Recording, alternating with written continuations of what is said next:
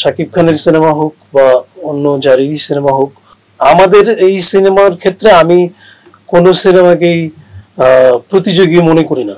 বস্তি দখল, বস্তির ভেতরে প্রেম, রাজনীতি, ক্ষমতার লড়াই, এই বিষয়গুলোই মূলত আছে এই গল্পে। তো সেটা অবশ্যই শহরতলির গল্প।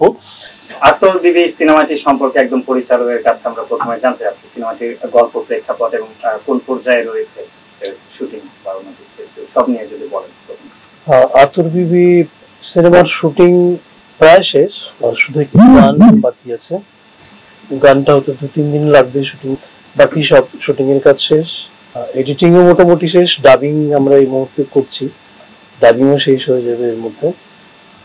আমরা হয়তো আগামী 1 মাসের মধ্যে আমরা আমাদের সিনেমার পুরো কাজই শেষ করে ফেলতে পারবো। আত্মজীবী সিনেমার বিষয়বস্তু নিয়ে যদি একটু বলেন। আত্মজীবী আসলে এটা নারী কেন্দ্রিক সিনেমা, একজন নারীর গল্প, একেবারেই রুট লেভেল থেকে উঠে আসা একজন নারীর নেত্রী হওয়ার গল্প। মূলত মাঝখানে যে জার্নিটা, সেই জার্নিটাই এই সিনেমার গল্প। এখন তো হল কম, কিভাবে চলা যায়? সিনেমা হল কম, ঠিক আছে, কিন্তু আমাদের একটা আত্মবিশ্বাস আছে যে আমরা যেহেতু আমাদের সিনেমার কন্টেন্ট, আমরা কন্টেন্ট নির্ভর সিনেমা বানিয়েছি, মানে আমরা মনে করি আমরা কন্টেন্ট নির্ভর সিনেমা বানিয়েছি। চেষ্টা করেছি সব দিক থেকেই, সব ধরনের সুবিধাদি নিয়ে কাজ করার চেষ্টা করেছি, আমরা কোথাও ছাড় দিইনি। যদিও সবাই এই কথাই বলে, আমরাও সেটাই বলছি, কিন্তু আমরা যেখানে যা প্রয়োজন সেখানেই করার চেষ্টা করেছি।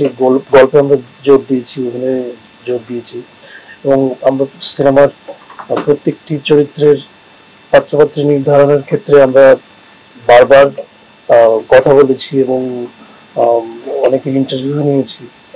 আমরা চেষ্টা করেছি একটা মানে আদর্শ সিনেমা হয় যেরকম একটা আমাদের দেশের সিনেমা যে ধরনের হয়, সেই ধরনের সিনেমা বানানোর চেষ্টা করেছি। এখন বাকিটা নির্ভর করবে আসলে দর্শক কিভাবে নিচ্ছে সেটার উপর।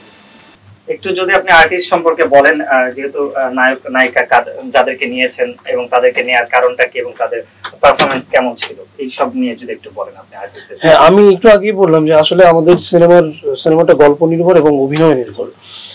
এখানে যারা অভিনয় করেছেন তারা ওই অর্থে সিনেমার আর্টিস্ট নন, তারা মূল ক্যারেক্টারটা যিনি করছেন ফারজানা সুমি, এবং তাকে অনেকদিন গ্রুমিং করিয়ে এই ক্যারেক্টারে কাস্ট করা হয়েছে।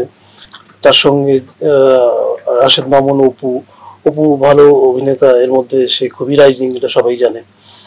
আতরিবির সাথে যে ছেলেটা আছে মোস্তফা প্রকাশ, ও এর আগে কলকাতায় ছবি করেছে একটা, বাংলাদেশেও করেছে একটা ছবি। সব মিলিয়ে আরো যারা আছে, টেলিভিশনের অনেক আর্টিস্ট আছে, মানে এখানে টেলিভিশনে সবাই পরিচিত, হয়তো ফিল্মে তারা পরিচিত নয়, কিন্তু প্রত্যেকেই যারা ভালো অভিনয় করে তাদেরকেই প্রত্যেকটা ক্যারেক্টারে সেভাবেই কাস্টিং করা হয়েছে।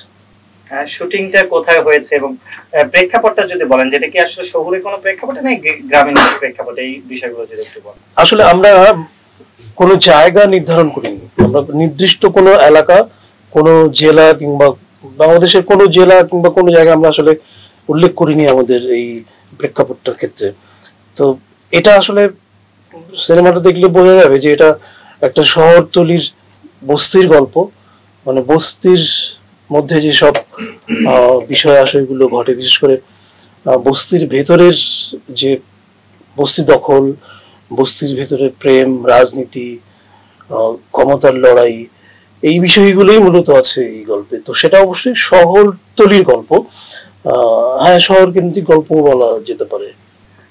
যেহেতু সেপ্টেম্বরের ওই সময়টাই মুক্তি দিতে যাচ্ছেন, আমরা জানি যে ওই সময়টা একটা বড় সিনেমার একটা অলরেডি অ্যানাউন্সমেন্ট হয়েছে, শাকিব খান অভিনীত দরদ সিনেমার, যেটা অনন্য মাল পরিচালনা করছেন। তো এই যে আপনারা যেই প্রেক্ষাপটে সিনেমাগুলো বানাচ্ছেন, অবশ্যই ভালো কন্টেন্ট, কিন্তু আসলে বড় কমার্শিয়াল সিনেমার সাথে মুক্তি দেওয়াটা একটু ঝুঁকিপূর্ণ মনে হয় কিনা একজন পরিচালক হিসেবে, যেহেতু বাংলাদেশে এখন বর্তমানে হলের সংখ্যাও খুব কম। আমাদের এই সিনেমার ক্ষেত্রে আমি কোন সিনেমাকেই প্রতিযোগী মনে করি না, সেটা শাকিব খানের সিনেমা হোক বা অন্য যারেরই সিনেমা হোক, কারণ আমাদের সিনেমার অন্য যারা আছেন তাদের কন্টেন্ট একেবারেই আলাদা, আমাদের সিনেমার জনরাটাই আসলে আলাদা। সত্যিকার অর্থে। সেটা আমরা যদি আলাদা কোনো সময় রিলিজ করি সেটাও আমাদের জন্য ভালো, আমরা যদি বড় কোনো ছবির সঙ্গে রিলিজ করি সেটাও আমার জন্য ভালো, কিন্তু আমার হল পেতে হবে। আমরা প্রথমত যেটা দেখবো যে সিনেমাটা রিলিজ করার সময় আমি আমার চাহিদা অনুযায়ী সিনেমা হল পাচ্ছি কিনা, সেটা যখন পাবো তখনই আমি রিলিজ করব। সেটা যদি বড় কোনো ছবির সঙ্গে পেয়ে যাই কোনো সমস্যা নেই, আবার কোনো ছবি যদি নাও থাকে তখনও কোনো সমস্যা নেই। আমাকে মোট কথা আমি সিনেমা হল পেতে চাই ছবিটার জন্য। আচ্ছা ভাইয়া, এত ছবি থাকতে আপনার ছবিটা যে দেখবে এমন কি বিশেষত্ব আছে যে দর্শকরা আকর্ষণ করবে, যদি বলতেন।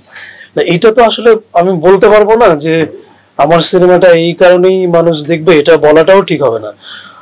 আমি একটা ভালো টিম নিয়ে কাজ করেছি, আমার টিমের সাথে যারা ছিল এরা প্রত্যেকেই তা যার যার জায়গা থেকে দক্ষ, প্রত্যেকেই।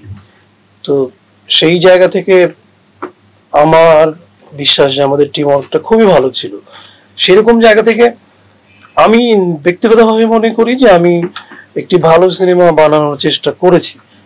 দর্শক যদি সেই রায়টা দেয় তাহলে বলবো যে অবশ্যই ভালো বানিয়েছি, আর যদি ফেল করি তাহলে তো বলার অপেক্ষাই রাখে না, কিন্তু আমি খুব আশাবাদী।